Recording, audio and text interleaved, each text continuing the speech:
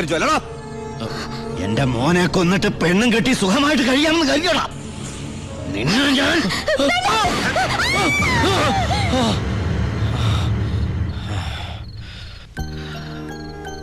ഞാൻ കാരണം ആ കുട്ടി. ഹേയ് വേണ്ട.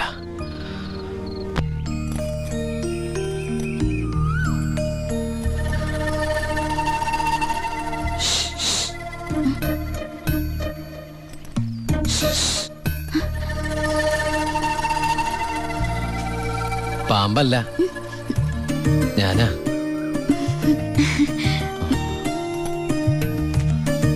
കുട്ടി ഞെട്ടിയോ? ശബ്ദം കേട്ടപ്പോ ഞാൻ വിചാരിച്ചു പാമ്പാണെന്ന്. അല്ല, അത് ഒരു കാര്യം പറഞ്ഞോട്ടെ.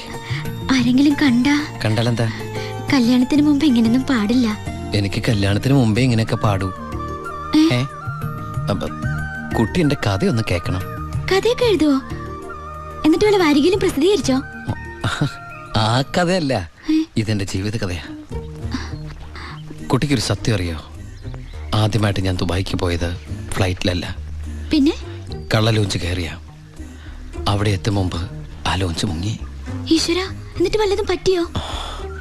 ഞാൻ ആ കരയിൽ കിടന്ന്, അല്ല കര കാണാ കടലിൽ കിടന്ന് മരണത്തോട് മല്ലടിച്ചു.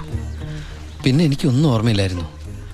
ബോധം തെളിഞ്ഞപ്പോ ഞാൻ ദുബായിലുള്ള ഒരു ക്രിസ്ത്യാനി ഷെയ്ഖിന്റെ വീട്ടിലായിരുന്നു. എന്നെ രക്ഷിച്ചത്, എനിക്കൊരു ജോലി വാങ്ങിത്തന്നത് എല്ലാം ആ ഷെയ്ഖിന്റെ കാരുണ്യ. ഒരിക്കലും ഷെയ്ഖച്ചൻ എന്നോട് പ്രത്യുപകാരം ചോദിച്ചു. അദ്ദേഹത്തിന്റെ അന്ധയും ബദിരിയും മൂകയും വികലാംഗയുമായ മകളെ എന്നോട് കല്യാണം കഴിക്കാമോന്ന്. ആ ഷെയ്ഖിന്റെ മുമ്പിൽ ഞാൻ ഷോക്കായി. കടപ്പാടുകൾ മറക്കാത്ത ഞാൻ അതിനെ സമ്മതിച്ചു. ഞാൻ തിരിച്ചു ചെല്ലുന്നും കാത്ത് അന്ധയായ ആ കുട്ടി കണ്ണിൽ എണ്ണൊഴിച്ച് കാത്തിരിക്കുക. ആ കുട്ടിയെ മറക്കാൻ എനിക്കാവില്ല. സോറി. കരയ ഇതുകൊണ്ട് കണ്ണീരൊപ്പിക്കോളൂ. ആരും കാണണ്ട. എന്നിട്ട് കുട്ടി വീട്ടിലേക്ക് വെക്കോളൂ. പിന്നെ ആര് കേട്ടാലും ഈ കഥ വിശ്വസിക്കില്ല. അതാ എൻ്റെ കഥയുടെ കുഴപ്പം. വീട്ടിൽ ആരോട് ചെന്നത് പറയണ്ട.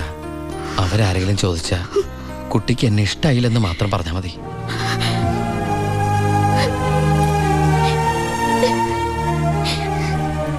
എൻ്റെ സർപ്പത്തമാരെ, അറിയാലോ എൻ്റെ അവസ്ഥ.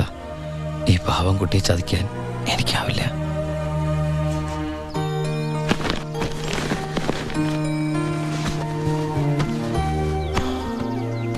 ഭാരതീയമ്മ എന്താ പിണങ്ങിയിരിക്കുക? നിന്നെ കണ്ട് കൊതി തീർന്നില്ല. അതിനു മുമ്പ് പോവല്ലേ? കുറച്ചു ദിവസം കൂടി. അമ്മ എന്താ ഈ പറയണേ?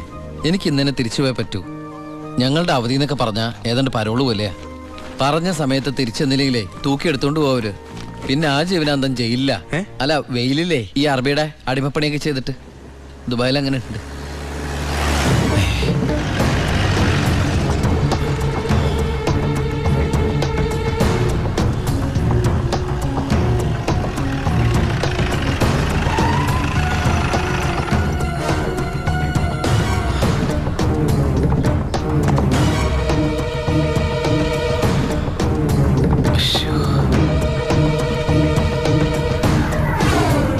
ഏട്ടനെന്താ പതുങ്ങി നോക്കുന്നത്? പോലീസ്. അയാൾ ആ ഗോപികയുടെ അടുത്ത ബന്ധുവാ. ഈശ്വര, ഇങ്ങനെ ഒരു ബന്ധു ഓർക്കുണ്ടായിരുന്നു. അതെന്താ ഉണ്ടായാല്? അല്ല, ഒരു വല്ലാത്ത വൃത്തികെട്ട രൂപമല്ലേ. അമ്മങ്ങോട്ട് മാറിക്കാ പെട്ടി ഒന്ന് പെട്ടെന്ന് പൊടിക്കോട്ടെ. ഇത്രയും വലിയ തറവാട്ടിന്ന് ഇത്രയും നല്ല ചെറുക്കന്റെ ആലോചന, അതും ദുബായിക്കാരന്റെ. വല്യേട്ടൻ ഫോൺ ചെയ്ത് പറഞ്ഞപ്പോ നിന്റെ ഭാഗ്യമായിട്ടാ ഞാൻ കരുതിയത്. എന്നിട്ടിപ്പോ നിന്റെ ഭാഗത്ത് നിന്ന് കല്യാണം വേണ്ടാന്ന് പറയാൻ എന്താ കാരണം? ഇനി നിനക്ക് ആരോടെങ്കിലും പ്രേമം പറ്റുകൊണ്ടോടി? പിന്നെന്താ പ്രശ്നം? വല്യേട്ടന് എന്തെങ്കിലും സംഭവിച്ച പിന്നെ നിനക്ക് ആരാ ഉള്ളത്? നീ എതിരൊന്നും പറയണ്ട. ഇത് നിന്റെ ഭാഗ്യമായിട്ട് കരുതിയാ മതി. വല്യേട്ടനാണെങ്കിൽ ഉറപ്പിച്ചോ, ബാക്കി ഞാൻ ഏറ്റു. എന്തായാലും ചെറുക്കൻ പോണ ദിവസം വന്നാൽ നന്നായി. ഉണ്ണിയൊന്ന് കാണാലോ. വല്യേട്ടാ, ഞാനൊന്ന് ഉണ്ണിയെ പരിചയപ്പെട്ടിട്ട് വരാം.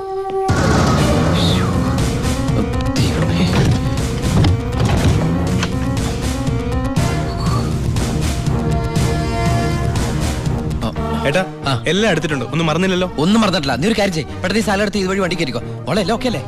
അമ്മേ, സമയമായമ്മേ. അമ്മ ഞാൻ ഇറങ്ങട്ടോ. എന്തേത്? ഇത്തിരി അച്ചാറും പലഹാരങ്ങളും. എന്റെ അമ്മ ഈ സാധനങ്ങളൊന്നും അങ്ങോട്ട് കൊണ്ടാൻ പറ്റില്ല. അവിടുന്ന് തരുന്ന ഫുഡല്ലേ കഴിക്കാൻ പറ്റുള്ളൂ. ഭയങ്കര സ്ട്രിക്റ്റ് അല്ലേ?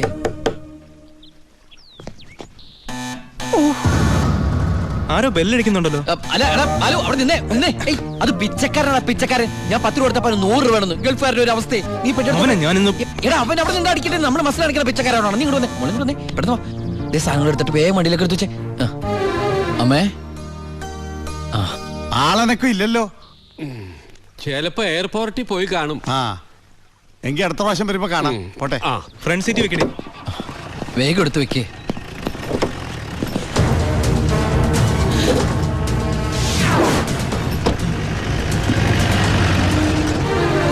അയാള് പോയി. ആ നിർത്ത്. ആ പൊറോട്ട എടുത്ത്. ആ അയാള് വരുന്നു. എന്താ എന്ത് പറ്റി? ഓ എന്തൊരു ചൂടാണത്. ഭയങ്കര ചൂട്. ഞാൻ ഒന്നുകൂടി കുളിച്ചിട്ട് വരട്ടെ. നാട്ടുവെള്ളത്തിൽ ഒന്ന് കുളിക്കണമെങ്കിൽ എത്ര നാൾ കഴിയണം? ദുബായ് കിട്ടുന്ന വെള്ളമുള്ളടാ. ഡീസൽ അല്ലേ ഡീസൽ.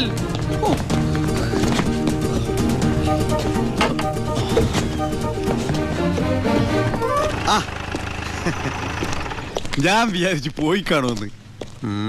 നീ എന്റെ ഗോപിയേക്ക് ചേർന്ന ചെറുക്കൻ തന്നെ. അയ്യോ ഞാൻ ഉണ്ണിയല്ല, ഏ? ഉണ്ണി എന്റെ ഏട്ടനാ. ഉണ്ണി എവിടെ ഒന്നും കണ്ടില്ലല്ലോ. ഉണ്ണിയേട്ടാ എന്താടാ? ഒരാൾ കാണാൻ വന്നിരിക്കുന്നു. അയ്യോ ഈ സമയത്താ? ഉണ്ണി കുളിക്കല്ലേ? ആ കുളിച്ചോണ്ടിരിക്കുക. ആരാടത്? ദിവാകരൻ, അപ്പുറത്തെ വീട്ടിലെ ഗോപിയുടെ കൊച്ചച്ഛൻ. ഭാവിയിൽ ഉണ്ണിയുടെ ഒരു ബന്ധുവായിട്ട് വരും. ജയിലറാ. അതെയാ? ആ ഒന്ന് മുഖം കാണിക്കാൻ വേണ്ടി വന്നതാ. മുഖം കാണിക്കാൻ ഞാനെന്താ രാജാവാ? ഓ ഫലിതപ്രിയൻ. നമ്മൾ തമ്മിൽ കാണേണ്ട കാര്യം പറഞ്ഞത്. ഞാൻ കണ്ടിട്ടുണ്ട്. എവിടെ വെച്ച്? ഞാൻ സോപ്പ് വെച്ചോണ്ടിരിക്ക, അതുകൊണ്ട് കേട്ടത് മാറിപ്പോയതാ. വരുന്ന വഴിക്ക് കണ്ടുന്ന്. ഓ അങ്ങനെ. ഓ പിന്നെ പോയിട്ട് ഇത്ര ധൃതി ഉണ്ടായിരുന്നു. 12:30 ട്രെയിൻ. പെട്ടെന്ന് ഇറങ്ങുമാവോ? ഏയ് വൈകും വൈകും. ട്രെയിൻ മിസ്സാക്കണ്ട. വേഗം പുറപ്പെട്ടോളൂ. നമുക്ക് നാളെ അവിടെ വെച്ച് കാണാം. അവിടെ വെച്ചോ? നാളെ എവിടെ വെച്ച്? സോപ്പ് മാറിപ്പോയതായിട്ട് പറഞ്ഞത് മാറിപ്പോയതാ. അടുത്ത വരവിന് ഇവിടെ വെച്ച് കാണാമെന്ന്. ആ ശരി ശരി, എങ്കിൽ ഞാൻ ഇറങ്ങുന്നു. ആ ഇങ്ങോട്ടെന്ന് വെച്ച പൊക്കോളൂ. ഞാൻ ഈ ഗ്ലാസ് എടുത്തോട്ടെ. ഗ്ലാസാ? ഗ്ലാസ്സിലെ ചായ കളഞ്ഞിട്ട് അമ്മയോട് വെച്ചിട്ട് എടുത്തോളൂ. അയ്യോ ഞാൻ ഈ കൂളിംഗ് ഗ്ലാസിന്റെ കാര്യം പറഞ്ഞത്. കൂളിംഗ് ഗ്ലാസോ ചില്ല് ഗ്ലാസോ ഇനി അപ്പുറത്തെ സ്കൂളിലെ ക്ലാസ്സോ എന്താന്ന് വെച്ചാൽ വേഗം എടുത്തിട്ട് വേഗം പൊക്കോളൂ. ട്രെയിൻ മിസ്സാവും. ആ ഓ ആ ഇനി ദുബായ്ക്കാരുടെ വീട്ടിൽ വന്നിട്ടൊന്നും തന്നില്ല എന്ന് വേണ്ട. അപ്പോ ഞാനങ്ങോട്ട് പൊക്കോളൂ. Bye bye.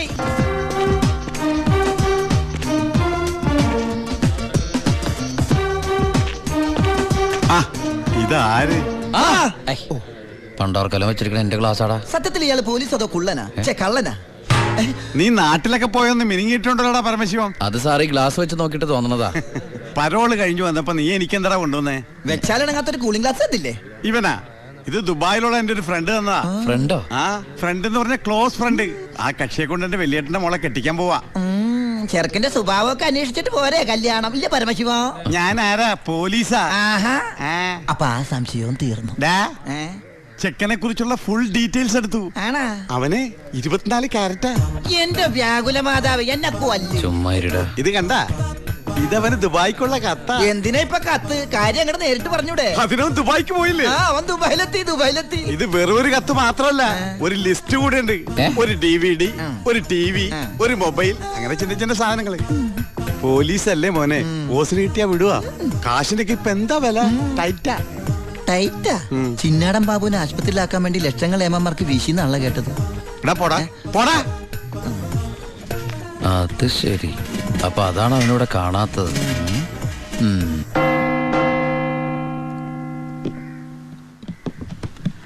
സാറേ എന്താടാ? നീ എവിടേക്കാ? എഞ്ചാടാ? എനിക്കൊരു രഹസ്യം പറയാനുണ്ടായിരുന്നു. ഉം. ഞാനിപ്പോ പരോളിന് നാട്ടിൽ പോയി. കയ്യെടുക്കടാ. അതെ, വിജിലൻസ് ആൻഡ് ആന്റി കറപ്ഷൻ ഡിപ്പാർട്ട്മെന്റിലുള്ള എൻ്റെ ഒരു സുഹൃത്തിനെ ഞാൻ കണ്ടു. ആള് പറയാ ജയിലിൽ നടക്കുന്ന അഴിമതികളെ കുറിച്ച് അന്വേഷിക്കാനായിട്ട് അവര് രഹസ്യമായിട്ട് സ്ക്വാഡിനെ ഇവിടെ ഇറക്കിയിട്ടുണ്ടെന്ന്. ഇവിടെ? ആ കള്ളത്തരത്തിൽ ചിലരെ ആശുപത്രി കിടത്താൻ കൂട്ടി നിൽക്കുന്നവരൊക്കെ പിടിച്ച് അകത്തിടും അത്രേ. അങ്ങനെ എന്തെങ്കിലും ഉണ്ടെങ്കിൽ സാറ് സൂക്ഷിക്കണം കേട്ടോ. അയ്യോ. ആ പിന്നെ ഞാനിത് പറഞ്ഞത് ആരോടും പറയരുത്. നമ്മുടെ ഡോക്ടറുടെയും സൂപ്രണ്ട് സാറിന്റെയും പണി പോകുന്ന എനിക്കിത് കാണണം. അവരും കുറച്ചുനാൾ തിന്നട്ടേന്നുണ്ടാ. എന്താ സാർ? ഉണ്ടേ കൊണ്ട് പോയതാ. ആരെ? ഒന്നുമില്ല.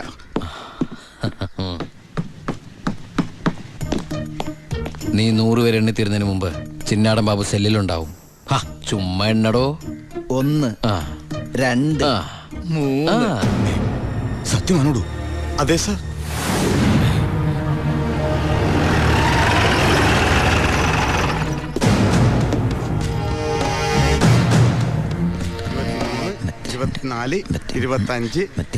എന്താ കണക്ക് തെറ്റിക്കുന്ന? ഇത് വേറെ കണക്കാണ് സാറേ. ഈ എന്റെ കണക്ക് തെറ്റി. ഞാൻ എവിടെ നിർത്തിയത്? നീ നിർത്തിയതല്ല 85 മുതൽ ഞാൻ ഇവിടെ 85 86 ഞാൻ എവിടെ നിർത്തിയത്? സാർ 25. 27 28 95 പോടോ. 96 പോടാ. 97 98 99 100. വന്നല്ലോ വനമാല. ഹായ്, എവിടെയായിരുന്നു? എവിടേക്ക് അന്വേഷിച്ചെന്നറിയാമോ? പത്രത്തിൽ കൊടുക്കാൻ പോയതാ. എന്താടാ നീ സൂക്ഷിച്ചോ. ഓ എടാ ചിന്നടാ, വാളയാർ പരമശിവത്തിന് സെൻട്രൽ ജയിലിനുള്ളിൽ കാശറിയേണ്ട കാര്യമില്ല നിന്നിവിടെ തിരിച്ചെത്തിക്കാൻ. ബുദ്ധിമതി, വെറും ബുദ്ധി. നീയല്ലേ പറഞ്ഞത് എന്നെ ഇവിടെ ഇട്ട് കൊല്ലൂന്ന്?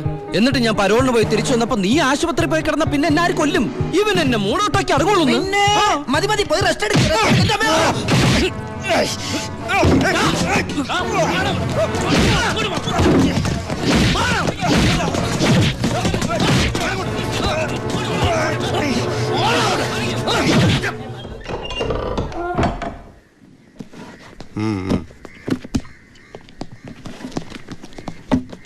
നിന്റെ ആരാടാ ദുബായിലുള്ളത്? ഇടക്കിടക്ക് കത്ത് വരുന്നുണ്ടല്ലോ. നമുക്കുണ്ട് സാറേ ദുബായിലൊക്കെ ഫ്രണ്ട്സുകള്. എനിക്കും ഉണ്ടപ്പോ നിനക്കുണ്ട് ദുബായിൽ ഫ്രണ്ട്സ്. എനിക്കാരുമില്ല. നിന്നോട് ചോദിച്ചില്ല. അല്ല, ചോദിച്ചാൽ തന്നെ പറയാൻ ആരുമില്ലെന്ന് പറഞ്ഞത്. 2 കത്തോ? From Divakaran, jailer, central jail. ഇതൊന്നും നിനക്ക് ദുബായിലൊക്കെ അയച്ച കത്തല്ലേ? എന്തൊന്ന് എഴുതി വെച്ചേക്കണാവോ? എന്തായാലും ഒന്ന് നോക്കിയേക്കാം. പ്രിയപ്പെട്ട എൻ്റെ ഉണ്ണിക്ക്, ഞാൻ ഗോപികയുടെ കൊരങ്ങച്ചൻ, കൊച്ചച്ചൻ, ജയിലർ ദിവാകരൻ എഴുതുന്ന സ്നേഹത്തോടെയുള്ള കുത്ത്. കുത്തോ? ഈ ജയിലിലെ ശീലം വെച്ച് എഴുതിയായിരിക്കും കുത്തേ. കുത്തും കത്തും തിരിച്ചറിയാത്ത നമ്മൾ തമ്മിൽ നേരിട്ട് പരിചയമില്ലെങ്കിലും എനിക്ക് ഗിഫ്റ്റ് ആയിട്ട് DVD, TV, മൊബൈല്, ഇതൊക്കെ അയാളുടെ അപ്പനോടൊന്ന് ചോദിക്കട്ടെ. ബാലുവിന്റെ കത്ത.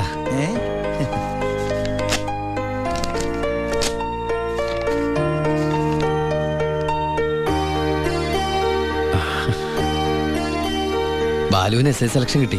അവൻ ട്രെയിനിങ്ങിന് ചേർന്നു. ബെസ്റ്റ്. ആദ്യത്തെ പോസ്റ്റിംഗ് ഈ ജയിലിലും ആയിരിക്കണം. അയ്യോ, അങ്ങനെയൊക്കെ സംഭവിക്കൂ? പറയാൻ പറ്റില്ല. നിന്റെ ബെസ്റ്റ് ടൈം അല്ലേ, ചിലപ്പോ അങ്ങനെ സംഭവിച്ചേക്കാം. ചുമ്മാ ഇരടാ, മനുഷ്യനോട് പൈലോ ഒന്ന് ടെൻഷൻ അടിക്കുമ്പോൾ അവൻ്റെ ഒരു തമാശ. എന്നാ നീ ഒരു മറുപടി എഴുത്. നിന്റെ ശിക്ഷ കഴിഞ്ഞിട്ട് ജോലിക്ക് കയറിയാ മതി. എടാ മണ്ട, ഒരു കത്ത് ഞാൻ എഴുതിയാലും വീട്ടിൽ നിന്ന് എഴുതിയാലും കയ്യിലെത്താൻ 1 മാസം എടുക്കും.